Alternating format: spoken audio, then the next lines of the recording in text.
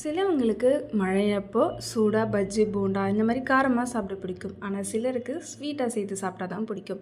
இன்றைக்கி நம்ம ஒரு ஸ்வீட் செய்யலாமா? ஸ்வீட் கிரேவிங்ஸ் இருக்குது, ஆனால் வெளியே போய் தான் எதனா பொருள் வாங்கணும் அப்படின்னு நினைக்கிறத விட வீட்டில் இருக்கிற 3 சிம்பிளான பொருளை வச்சு இன்றைக்கி ஸ்வீட் செய்யலாமா? இதனோட பேர் தெரிஞ்சால் கமெண்ட் பண்ணுங்கள், இல்லைனா நான் கடைசியாக சொல்கிறேன்.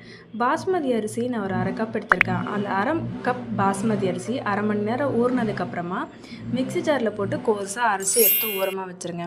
ஒரு கடாயில் நெய், சாரப்பருப்பு, முந்திரி இது கோல்டன் ப்ரௌன் ஆனதுக்கப்புறமா 2 கப் பால் ஊற்றிக்கோங்க.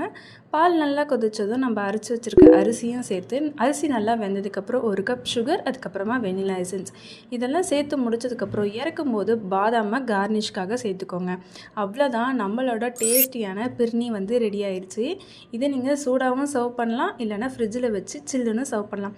உங்களுக்கு பிடிச்சவங்களுக்கு செய்து கொடுத்துட்டு என்ஜாய் பண்ணுங்கள், இல்லைனா நீங்களே மழையில் உட்காந்து சாப்பிட்டு பாருங்கள்.